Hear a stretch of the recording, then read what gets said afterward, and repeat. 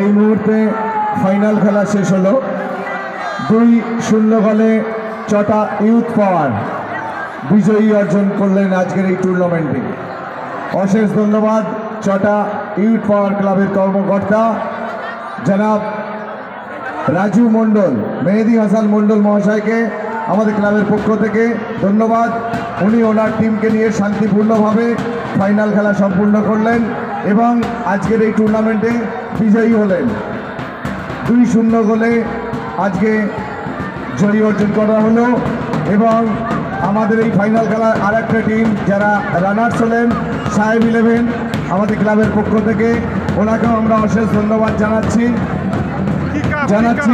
চটার জনসাধারণ এবং যারা খেলা দেখতে এসছেন আমাদের সঙ্গে সারাদিন যেভাবে আনন্দ উল্লাস করেছেন শান্তিপূর্ণভাবে, অশেষ ধন্যবাদ ক্লাবের পক্ষ থেকে সকল সদস্য